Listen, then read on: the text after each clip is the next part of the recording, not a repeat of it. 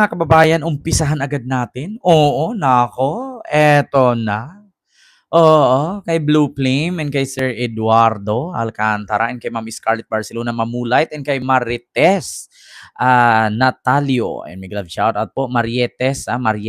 Ayan. And kay Jaslim and kay Ma'am Maria Lourdes Estrella. Ayan, may love shout out. So ito mga kababayan, no? O, isulat ko lang kung umpisahan natin para di ako malito at di tayo mawala. So ngayon mga kababayan, eto na. Kung naalala ninyo mga kababayan, akala siguro nila si Pulong ligtas na. Hindi. Ma'am Maria Santos, hello po. And kay Ma'am Udrina Malok, and kay Ma'am Yolanda Bunula, ayan, hello po. And kay Arlene Doroha, and kay Ma'am Emma Millares, ayan, and kay Ma'am Isabelita. Mga kababayan, kung naalala ninyo, hindi po ligtas si Pulong. Hindi po siya safe. Bakit? Siguro para sa akin ha, reaction ko lang ito, Ma'am Milagros, and kay Taxi Vlog. Siguro sa magkapatid na Duterte, si Kitty Duterte lang yata ang matitira sa kanilang hindi makukulong. Nako, bakit? Kung naalala ninyo mga kababayan, si Senator ay nagpadala ng sulat si Jimmy Guban, no? Sa ombudsman, para saan nga ba? Para buksan ang kaso ni Pulong at ni Manscarpio na magnetic lifter. Nako po, patay tayo dyan. At mga kababayan, ngayon, sabi mismo ni Ombudsman Boying Rimulya na ang Davao City ay epicenter ng flood control kasi napakalaki daw ng budget ng Davao. Nako mga kababayan, eto na nga, lagay natin, 51 billion, Davao project. Ipaparinig muna natin mga kababayan kung ano ba yung 51 billion na yan. Pinaimbestigahan ng isang kongresista sa ombudsman ang mahigit 4 na bilyong pisong halaga ng flood control project sa unang distrito ng Davao City. Alegasyon ni ACT Party List Representative Antonio Patricia, Tino, hello po. lumabas sa kanyang investigasyon na 80 questionableng mga proyekto ang mayroong overlap, doble ang pondo, wala sa lokasyon, walang detalye ang kontrata o hindi tapos. Sakop ng investigasyon ang 121 flood control project sa Davao 1st District mula 2019 hanggang 2022. Patay. 49 sa mga proyekto may insertions din umano sa Kamara, habang ang 10 ay walang otorisasyon sa ilalim ng General Appropriations Act. Kinwestiyon naman ni incumbent Davao 1st District Representative Paulo Duterte kung bakit namimili umano si Tino at kung bakit hindi inireklamo ang mga engineer, contractor at mga politiko na konektado sa mga questionableng flood control project nationwide. Bakit anya sa Davao City lang nakatutok si Tino habang hindi pinapansin ang anya ay mas malalaking kontrobersya na kinasasangkutan ng kasalukuyang administrasyon? Ngayon mga kababayan, alam nyo, ganyan talaga ang sagutan ng mga guilty. 'Di ba? Kasi bakit mga kababayan? Ganito lang yan. Kung ako kay Pulong kung wala kang tinatago, and then so be it. Hayaan mo si Tinyong mapagod. Hayaan mo si Tinyong magkalkal. Kasi alam mo sa sarili mo, simple lang yan, pareho lang sa impeachment ni Sara eh. Kung walang tinatago, di pakalkal mo. Di ba? Simple lang, di ba, mga kababayan? Mali ba ko o tama? Kung walang flood control ghost project, kung walang flood control anomaly sa Davao City 1st District na lugar ni Pulong, di pakalkal mo. Simple lang yan. Di ba? Bakit ang sagot ay, bakit Davao lang? Bakit hindi unahin yung ganito? Bakit hindi unahin yung ganyan? Ba't nagtuturo? Di ba? Huwag magturo. Bakit? Baka ikay manuno. Di ba, Ma'am Susan Vergara? Oo. Alam mo sa totoo, kung wala kang tinatago, hayaan mo, nakalkalin. Pero kung may tinatago ka, talagang Gawain yan ng mga nabibisto, di ba, mga kababayan? Gawain ng mga nabibisto yan, mandadamay. Di ba, Ma'am Nini TV Vlog? Oh. Kasi di ba ganun naman talaga pag sa isang grupo, di ba, ng sindikato, kapag mahuli ang kasamahan, ilalaglag yung kasama para damay-damay na. Di ba? Ganun yan, di ba, Pulong? O ngayon, kung walang tinatago sa distrito, di hayaan mong si Tinyo mapagod. Di ba? O, ngayon, mga kababayan, dahil sa investigasyon na yan at dahil isinampa na nga ni Tinyo yan, mga kababayan, nasa ombudsman na. Nako po, patay ka niya. Ano ang sabi ni Ombudsman Buying Rimulya? Ang Davao City daw di umano epicenter sa flood control. So ano nga bang ibig sabihin ng epicenter? Gitna, sentro, pinagmulan, pinanggalingan, utak, mga kababayan, at puno. Yan ang ibig sabihin ng epicenter. Hindi epe ha, kasi lahi yung epe. Iba yung si epe, nangyayakap yun eh. Iba yung niyayakap ni epe. Pero nandyan lang din naman sa Davao, yung niyayakap niya. Yeah? Iba yung epicenter. Iba naman yung sinisenter ni epe eh. Nandyan din pa nan sa Davao. Oo, yung ini-epe-epe, sinenter-center ni epe. So ito mga kababayan, ito wala tayong sinabing pangalan, bato-bato sa langit. Yung sinisenter ni Epe, iba yun. Pag si Epe mang center, durug. Alam nyo, ito si Epe, nakita ko yung kanyang palabas. Kapag yumakap yun, durug. Durug talaga. Walay makatup na ambot. Continue. Ambot ni Mohanilit.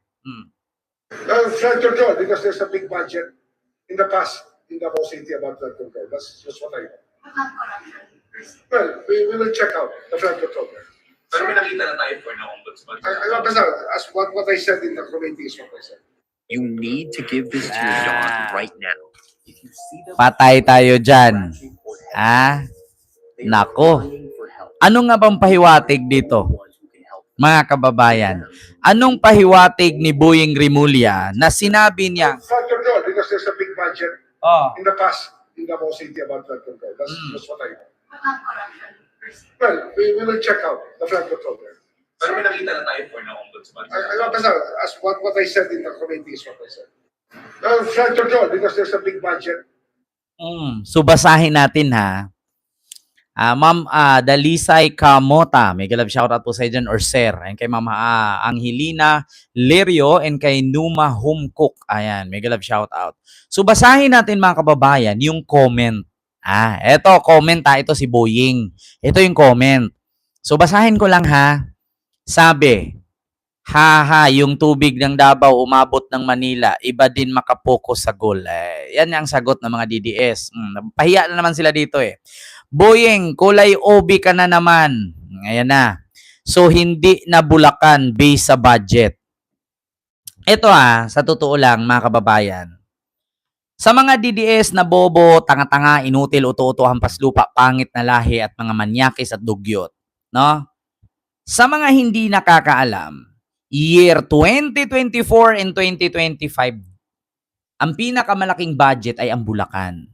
Pero yung year ng panahon ni Digong, ang pinakamalaking budget sa kasaysayan ng buong Pilipinas ay ang Davao City 1st District. Real talk. Sa mga DDS na, hindi na pala Bulacan. Tangina nyo, ang Bulacan 9 billion lang. Hinati-hati pa yan. Ang Davao City 1st District lang yan Tandaan ninyo, ang Davao City 3 distrito yan. 1, 2, 3. Isang distrito lang 51 billion. May makakatalo ba? Wala. Sa kasaysayan ng Pilipinas. Ito. Gusto nyong malaman kung bakit? Ito Ito. Davao City 51 billion. Nako. Pinakamalaki na budget. Patay tayo dyan mga kababayan. Nako, pakinggan ninyo. Oh, eto, continue. Pinaganda ko ang Davao by all means. Look at Davao now. Putang ina, pinaganda ang Davao. Ano sige man ipangitas 51 billion. Tara. 51 billion. Ako na lang yung ipakuha sa DPWH, kaya di mo nila kuhaon. Pulong. Ang 51 billion hinahanap ng tao, yung nakikita ang proyekto, hindi yung dinodrawing sa libro. Magkaiba ang nakalagay sa libro sa katotohanan. Bakit? Sa libro kasi, pag picturean mo yan, ito, yung buong haba na yan, lagyan mo ng metro, kilometro, centimeters, lagyan mo ng millimeter, lagyan mo ng kilometer, pwede mo nang ilagay dyan sa libro. Pero kapag in-inspection isa-isa yan, doon natin malalaman. Bakit? Ano bang malalaman natin? Either pag in-inspection yan, substandard. Minsan kasi hindi pa natin makikita yan eh. Tingnan nyo sa Ilocos Sur. Diba ang sabi, wala daw ganito, walang ganyan. Pero kamakailan lang nagsibigayan yung mga river dike. Nagsibagsakan. Kasi bakit? Nung nabagsak yung simento, walang laman. Kanipis-nipis. Tapos yung bakal siguro mabilang mo lang. Magkaiba yung drawing sa libro sa inspection. Kung naalala nyo, napamura nga si Secretary Vince Dizon. Anong sabi ni Secretary Vince Dizon? 7 taon ninyo itong ginaganito. Putang ina, 7 taon to, tenga. Naalala nyo naman yung pinuntan, umiiyak-iyak pa nga yung mga residente doon. Kasi daw nababahaan sila. Ito. Nako. Davao Project. Nako. Dizon. Ito. Dizon. Napamura. Nako, naging Japanese. Si Vince Dizon. Ay, wait lang mga kababayan. Davao City. Kita nyo mga kababayan? DPWH. Diba nakita nyo yun? Yung galit na galit si Dizon? Mga kababayan, bakit nawala yung video? Bilyon mga kababayan. Guys, ako ko ngayon ang report. Ayan. Kasi, ginamit baga ang report. Davao City Projects 2020-2022. May hitong question sa House of Representatives sa ilang hearing. So, dini nato makita ang tanang flood control projects sa Davao City. See? Klaro kayo na. Sa totoo lang klaro ko lang mga DDS, hindi kasi libro ang sagot dyan. Si Cayetano nga eh. Ang kapal din ng libro ni Cayetano. Pero nung inimbestigahan ni Lacson, ayun, natameme. Hindi na nag-live ceiling. Nagpagupit na ng bigote. Hindi naman sagot ang libro eh. Pinaganda ko ang Ano sige man ipangitas? Hindi pala baha ang magpapaluko sa ating bayan. Kundi kasakiman. Diba? Hindi baha ang makakalubog sa ating bayan, kundi ang kasakiman. Based on data they gathered, funds allotted for Paulo Duterte's district from 2020 to 2022 totaled 51 billion pesos.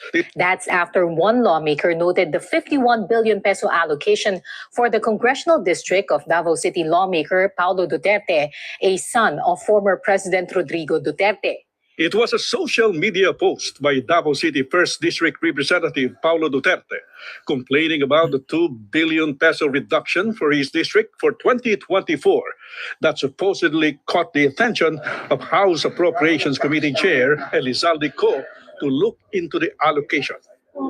COS said, based on data they gathered, funds allotted for Paulo Duterte's district from 2020 to 2022 totaled 51 billion pesos. This was during the term of his father, Rodrigo Duterte. In 2020, Malacanang proposed 4.6 billion fund for Paulo Duterte's district. When it was approved by the Congress, more than 8 billion pesos were added, so it became 13 billion pesos. In 2021, Malacanang proposed a 9.6 billion infrastructure budget for Paulo Duterte's district, and when it reached Congress, the amount topped 25 billion pesos. In 2022, the proposal of Malacanang was 10 billion pesos, and Congress raised it to 13 billion pesos. These data were confirmed by the DPWH, which receives the infrastructure funds for each district. Actually, sir, base po sa records ng aming programming division, we confirm na yung pong mga amounts na nabanggit ninyo in 2020, 2021, 2022, base po sa National Expenditure Program ng DPWH Mamaria Pehela at po. yung pong General Appropriations Act sa distritong ito ay tama po. At we confirm those budgets. COS says the allocation for Paulo Duterte's district is the highest in Philippine history. Narinig nyo? Si Saldico na mismo nagsabi, yung mali-malita ninyo, AI si Saldico, ito, original, Henry Omagadias. Pakinggan nyo. Sobra-sobra, especially for a developed country. Paano naman nabawasan ng 51 billion nga po yung na-receive niya on the last 3 years. Go adds the average. Kita ninyo. Nakita ninyo mga kababayan? Saldico na mismo nagsabi, pinakamalaki sa kasaysayan ng Pilipinas. Hindi siya milyon. Billion. Alam nyo na. Kaya nga sabi ni Sarah, hindi kami magnanakaw ng milyon. Bilyon ang nakawan sa gobyerno. Alam nyo na. Kababayan. Kaya sabi ko, kung ganyan kakapal, kung ganyan kakapal, kung ganyan kakapal ang libro ng proyekto sa Davao City, ang tanong ngayon, bakit laging binabaha? Hindi naman nagsisinungaling ang bahay. Hindi nyo matatakpan ang tubig. Hindi nyo mapasinungalingan ang tubig. Kapal ng libro ng proyekto. Ang tanong, bakit may baha pa rin? So di ba dapat bago ka gumawa ng kayabangang proyekto, di ba dapat sugpuin mo yung pinaka-main problem? Yun din ang mali sa totoo lang mga kababayan. Kaya nga wala akong believe dyan sa libro na yan eh. Una, hindi pa ako pinanganak, baha na yung Davao. Hindi pa ako pinanganak yung Davao ang problema nila, baha. Ngayon, binigyan ka ng pagkakataon, ang presidente ay mismong taga Davao. Ang vice-presidente ay mismong taga Davao. Ialam naman nila simula nung namuno sila dyan, ang baha ang pinaka number 1 reason kung bakit ang Davao City ay laging pinupuna. Bukod sa baha, pangalawa, traffic. So bakit hindi sinolusyonan yan? Aanhin mo yung ganyan kakapal na libro ng proyekto. Ang tubig hindi nyo mapasinungalingan eh. Diba? Hindi nyo maitago yung tubig. Bakit? Kasi sa Davao, kunting ulan, ang Davao naging dagat. Buti pa nga sa Maynila, kunting ulan, swimming pool. Wala ka sa Davao, kunting ulan, dagat. Ngayon, bakit ka gagawa ng proyekto at bakit mo ipagyabang na makapal ang libro ng proyekto kung ang pinaka number 1 problem ay hindi mo inuna? Di ba mga kababayan, tanungin ko kayo ha, 51 billion ang budget. Tapos may pinagyabang sila na makapal na libro. So ikaw, mga kababayan, tanungin kita, meron kang bahay. Meron kang bahay. Ang unang problema mo, ang butas ng bubong. Bakit ka magpapatiles at bibili ng aircon kung kapag umulan, ang unang problema mo ay yung tulo? Siyempre, unang bilhin mo yung yero. Palitan mo yun bago ka magpa-tiles at magpa-aircon. Di ba? Tama ba ako, mga kababayan, o mali? Paki-comment. Aanhin mo yung maganda yung bahay mo, pag naulan, puro naman planggana at tabo ang napunta sa sahig kay tumutulo. Di ba? Uunahin mo yung kagandahan ng tiles, uunahin mo yung kalamigan, tapos pag umulan, tabo at planggana ang nandyan sa hapag. Di ba? So, ganun po sa Davao dapat. Alam ko naman na hindi pa si Digong ang namuno dyan, hindi pa si Vicente Duterte ang namuno dyan, baha na ang problema sa Davao. Hindi pa ako pinanganak, putang ina. Elementary pa yung nanay ko eh. Baha na talagang problema dyan. Lumagpas na nga lang yung edad ko sa kalendaryo, baha pa rin. So bakit hindi baha ang unang sinolusyonan? Bakit ang ipinagmayabang yung makapal na libro?